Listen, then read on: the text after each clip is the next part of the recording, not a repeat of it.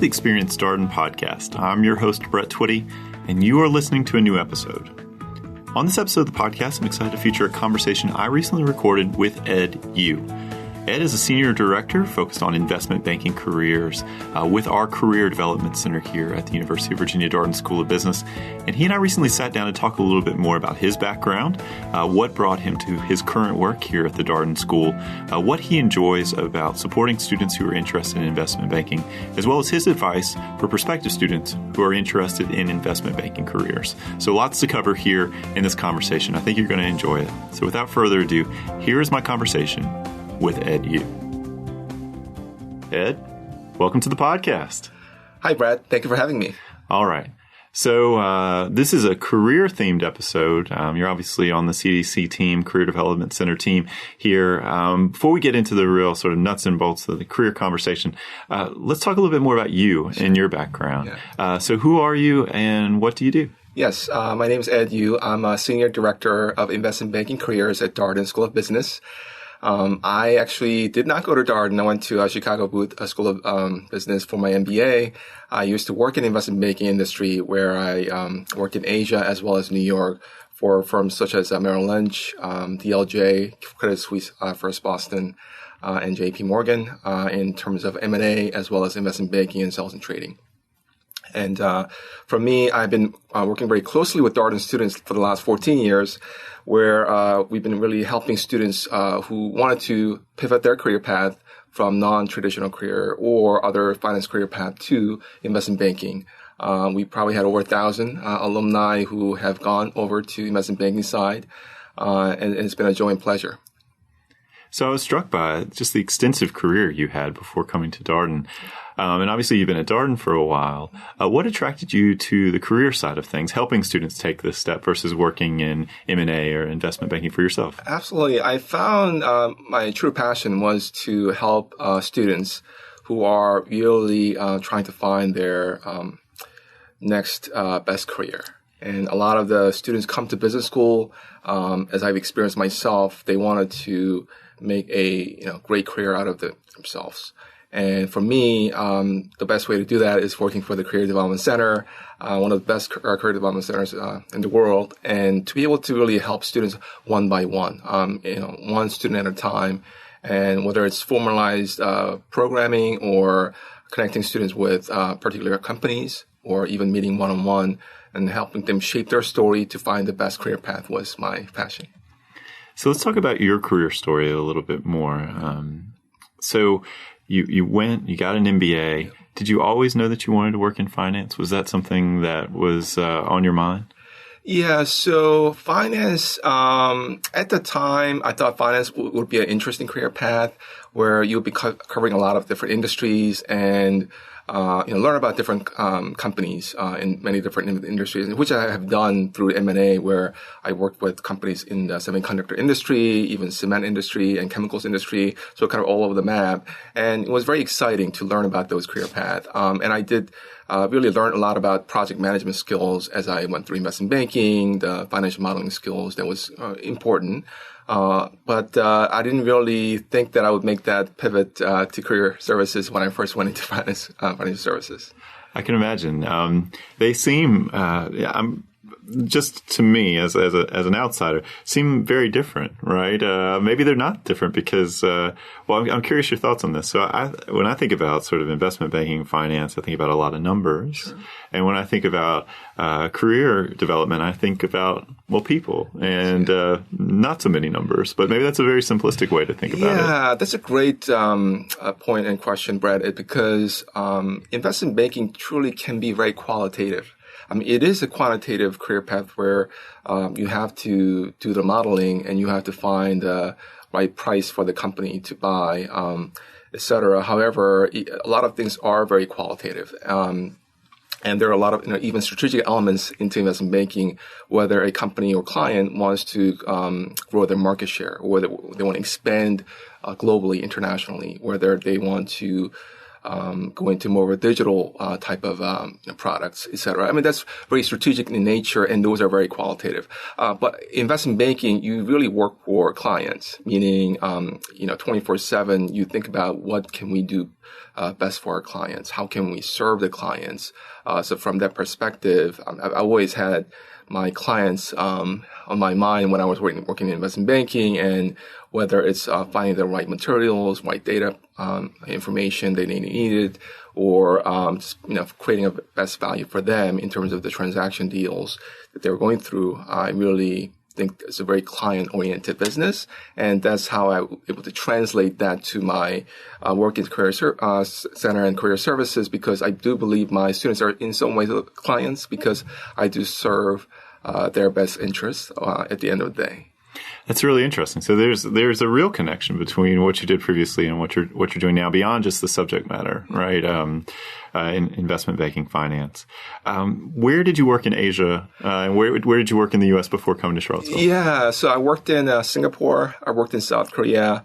And I worked in the M&A department in Asia, Singapore, and South Korea, where we did a lot of transactions, cross-border transactions, where some of these firms outside of Asia wanted to purchase assets or purchase companies in Asia. I also worked on the trading desk of JP Morgan, trading cross-currency swaps and derivatives products in Asia. And also I worked in DLJ, Donaldson, Lufkin, and Jenrette, where they were purchased by Credit Suisse First Boston. I work in their chemicals group in New York City. So how does having that global experience help you in your day-to-day work here at Darden? Yeah, so I actually work for a lot of different banks. I had to get jobs at many different banks. I think that does help me in finding the right angle or finding the right pitch for my students here to find great investment banking career path. I also believe that just having those transaction experiences and having done investment banking, I'm able to sort of help our students understand what investment banking is, and also whether that's the right career path for them. Many of our students do ask me about the hours, and I don't really lie to them. I tell the truth as it is, and that is something that oftentimes I think students find it valuable, because they never actually first work in the industry, and some of the questions might be a little bit maybe risky to ask a current employer, but I'll be able to answer any of those questions with an open-ended, No, that's great. So let's start with something you were just talking about. Yeah. So now sort of transitioning a little bit more to how you support students, how you work with students on the career end of things. If I'm a student and I've come to Darden and I've done a little bit of research, maybe I know a little bit about investment banking. Sure. How do you help students learn more about investment banking? Yeah, there are a number of ways. There are literatures that can help you, understand investment banking, what investment banking is. We actually have a number of forums and workshops where we bring alumni to Darden to really explain what investment banking is. And I think Finance Club does a great job of also helping students understand investment banking. I mean, investment banking fundamentally is giving your clients advice, whether it be strategic or financial, or even raising capital. So if a client, which can be a Fortune 500, Fortune 1000 company, wants to buy another company, investment banker can act as an advisor to make sure that purchase makes sense, or they're buying at the right price. Or if a company wants to raise money, either for their projects or to purchase another company, investment banks most efficiently help clients that way as well. So it is a really advice-giving business, and investment banks do receive fees from the clients, and they do take some risks during this transaction, because sometimes they're actually lending their own capital or money to these firms as well. So student comes, says, Ed, I'm really interested in investment banking. What's sort of the next step from there? How do you support the student through both that sort of inquiry investigation process and then sort of, okay, I'm ready to start applying? What's the life cycle of that? How does that, what are the forms that support takes? Yeah, absolutely. So I think it takes both the left brain and right brain to be able to really make sure that you really want to do this. And we do have some of the tools that help students if they are not really sure whether they want to go into investment banking or not. And in the past, we have utilized certain tools such as a Career Leader that's developed by Harvard Business School. And it's fairly accurate where they have built in algorithms to be able to really help students find the right career matches. And it's really hard to project, hey, I want to be an investment banker, and as a result, that test result comes out to be a good match for investment banking. I mean, that rarely happens because of the algorithms. So that's a data point that they actually can have.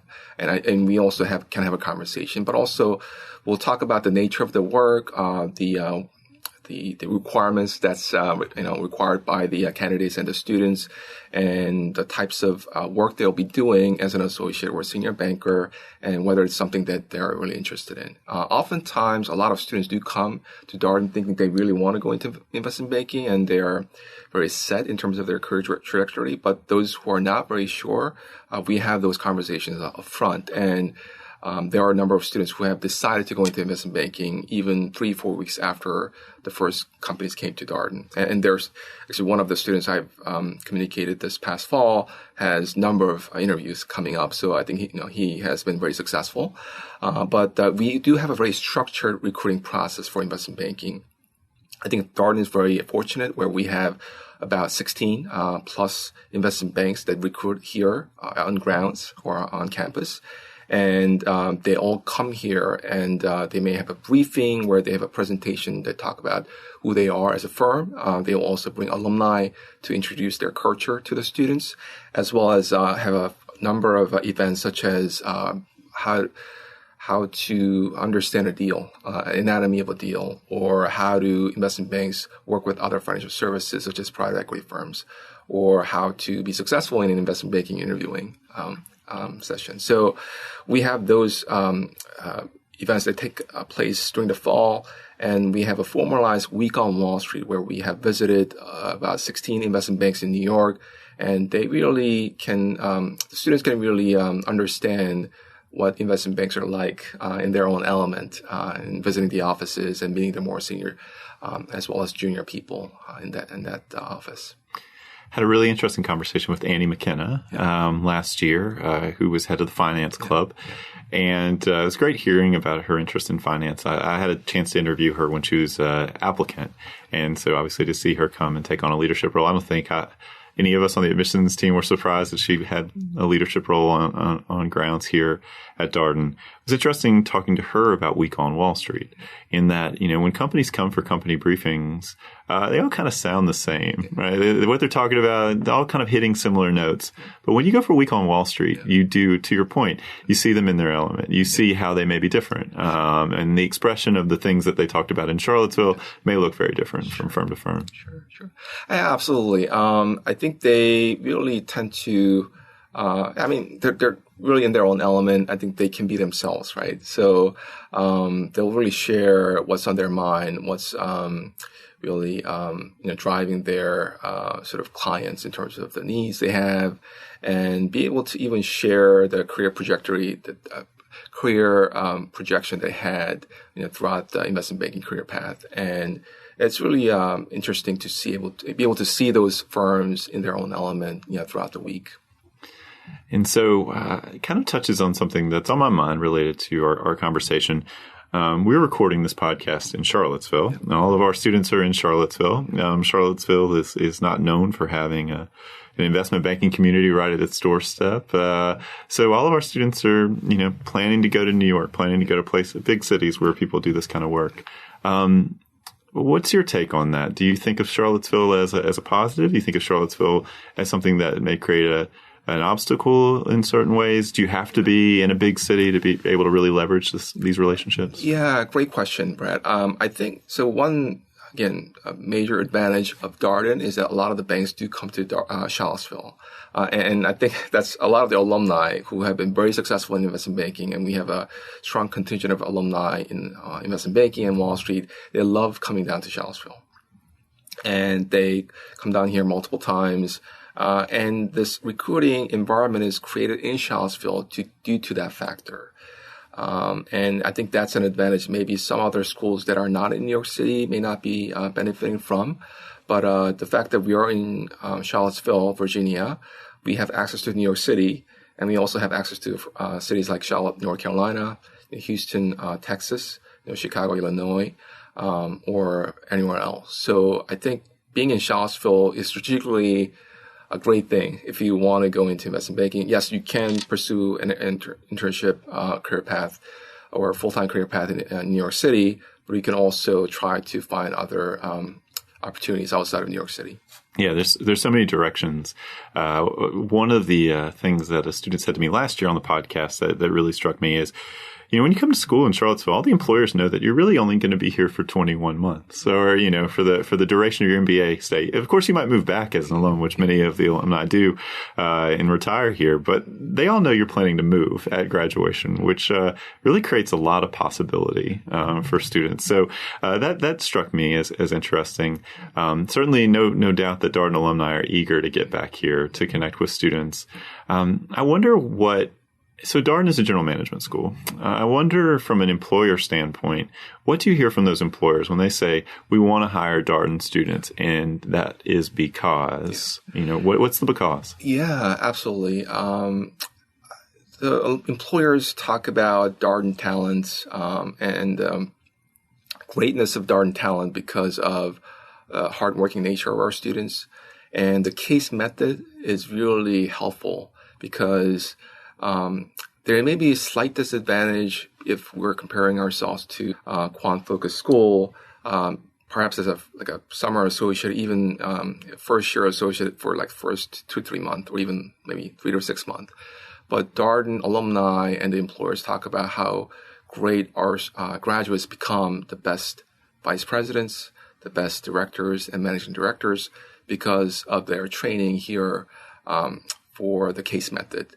And I know this is kind of crude analogy, but I think investment banking is probably the marriage between general management and finance.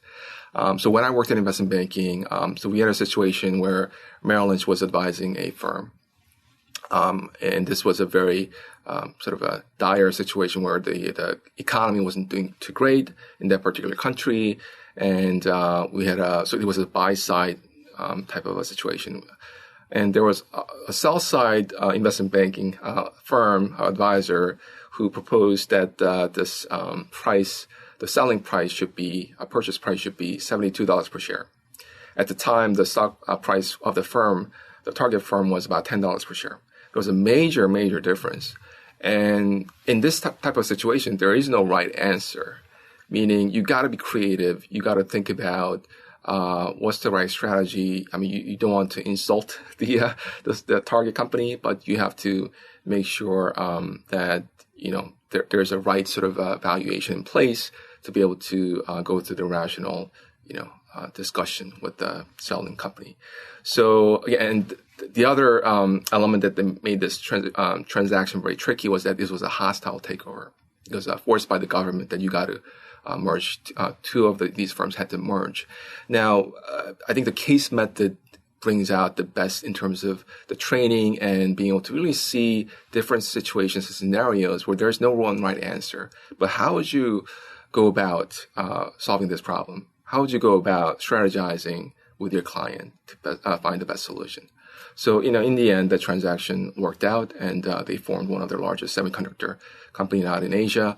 But the case method and the ability to really think broadly and understand the big picture and what's best for clients, and also having that strong communication skills and the client management skills that are essential in the long run to be successful in investment banker are all happening at Darden through training.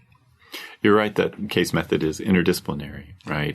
You're going to not only deepen sort of your technical fluency, you're going to get these important leadership skills and communication skills and just the ability to problem solve and work with other people and have a perspective in something or on something that maybe you're just learning about, right? How do you ask a good question? What's a good question to ask? All these kinds of things I think students have a lot of practice with here. So I'm not surprised to hear you say that Darden students make great managers, because that's certainly I think the lens that you're encouraged to think about every problem with is as a senior leader, as a manager, like you own the problem. Sure, absolutely. Yeah, and just to go one step further, a lot of the employers and alums do talk about they can train Darden students in terms of the hard technical skills. And again, having that sort of a steep learning curve in the beginning and be able to really think strategically afterwards, I think is critical for our students. So the hard work piece, and I think if anybody's been listening to this podcast for a while, they've heard our students talk about the fact that Darden is a challenging program. That's what attracts people to it. I think the students who come here, they're drawn to that challenge. Employers know when you hire a Darden student, you've hired someone who's not afraid of a little hard work, for sure, or a lot of hard work, as the case may be. But investment banking has this reputation, and you mentioned it at the beginning of our conversation. I want to talk about it a little bit as being like a lot of late nights, a lot of long hours. How do students get comfortable with that? What's the way that they come to think about, okay, I know that this is going to be perhaps a demanding lifestyle. Sure. Ultimately, at the end of the day, though, I still think this is a good step for my career. Yeah, great. I think a number of things there. I would say, Brett, that students think about the optionality after investment banking. Investment banking is a great career path if you want a lot of options. Consulting can be as well, but investment banking professionals have gone to work in corporate finance, corporate development, internal M&A departments within a company, or even into private equity firms or venture capital firms. So there's a lot of optionality after investment banking, or you can work for tech companies or consulting companies, or become a general manager. So there are a lot of different options. And sometimes people don't want to talk about compensation, but investment banks truly do pay a lot more than other industries. In fact, if you were to take in all the net compensation after a year, it'll probably be in the 6-digit difference compared to a lot of other industries. And it could even be a comparison between consulting and investment banking, because investment banking, a lot of the compensation do come in the form of a year-end bonus, which is depending on the market, depending on the performance of the group. And also, as the years pass by, yes, first few years will be rough, probably 80-ish hours a week on average, or maybe slightly lower than that. But now, a lot of the investment banks have built in this structure where there is a sort of protected weekend day off, right? So from Friday 9 p.m. So Friday 9 p.m. to like Sunday 9 a.m. In order for the associates to work in the office, the managing director of that group has to get, or that investment banking associate has to get a approval from the head of the group, managing director. And so what that provides is some kind of level of predictability. So if people want to take Saturday off, hang out with their family or friends, they can plan and do that. That used to be not the case when I worked in investment banking, but so the industry has done something to help the associates and the analysts from that perspective. But yeah, the level of responsibility that one gets is just, I think, probably second to none. You really get to work with the CEO, CFOs in a major transaction or strategic decision they're making. And, they want your advice, right? They want to work with you. And that is something that people often don't get. And that draws a lot of our students to investment banking career path. That's a great point. It's not something that had just naturally occurred to me that you get that kind of exposure. I guess we're doing a little bit of myth busting here, or at least, so we talked about the workload. I think the other thing that's true, and we have a little bit of a vantage point on this as admissions team, because we get to read everybody's application, and in the application, people share their career goals. And we know that there's this rising sort of interest and a growing interest in social impact, and people wanting to do something with a sort of social aspect to it. Not just getting an MBA to make money, but an MBA to be a force for good in society. What would you say to a student about how investment banking could also relate to that interest as well? Yeah. So I think many of the investment banks have tried to incorporate that corporate social responsibility as part of their firm. So I remember one firm in New York, they call it bulge bracket bank or large bank. After spending a year or so in New York, they actually allowed, junior bankers to go to like Africa or do like a project for like a 6-month to a year type of thing. And so some of the firms have provided those opportunities. There are a lot of sort of community work that could be happening within New York City that addresses some of those challenges in New York as a community. And also there are clients more and more aware and being conscious about social responsibility as a firm. Right? So we have a Green Tech Capital Partners, which is one of the investment banks out of New York, and they help Fortune 500 companies how to reduce their sort of CO2 emission, or how to go about doing their sort of green work, right? So and they provide actionable advice, valuable advice. And that's a wonderful opportunity for our students to be able to say, hey, you know what, I am working for a great cause that will help my clients and the economy and the world as well.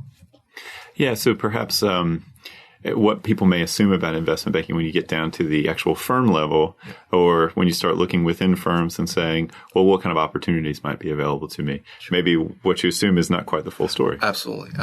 Yeah, I mean, even renewable companies that are very popular amongst our students. We have large banks now, maybe 20% of their transaction may be working with renewable companies versus, 10 years ago, there was like just a fraction of their work, right? So, yeah, there are investment banks are really at the heart of the economy in terms of any changes or trends that are happening. I mean, they're right there. Yeah. So again, sort of continuing in this thread of sort of maybe misconceptions, myth busting. One of the things I think is interesting that I'm curious about your perspective on is what it means to be an investment bank is changing in some ways, right? And you have this sort of this financial element, but increasingly you're seeing more sort of tech principles, financial technology, algorithms, all of this kind of stuff. And so the structure of the firms, the kind of people that they're looking to hire, that's changing as well. Yeah. So there's no doubt about how technology is changing the overall economy, and it's actually changing the clients that the investment banks are serving. So yeah, investment banks are very cognizant of the changes that are taking place in terms of technology, even data science, and even the overall energy industry, how that impacts the overall economy. So yeah, they're at the forefront of that, and they will be because I mean that's where a lot of the action is going to take place for their clients, and they'll be where their clients are. Yeah, because I sat in on this case discussion at Darden Days last year. Yorgos Alianis leading this case, and it was a case about a bank that was sort of a traditional brick and mortar bank, investment bank, and they were trying to figure out how to become a different kind of bank. Do you acquire a fintech company? Do you hire everybody? What are some of the challenges of trying to hire engineers and different kinds of employees? But what struck me as you sort of heard these discussions is you could choose to go work for a traditional bank and actually be working in tech. Yeah.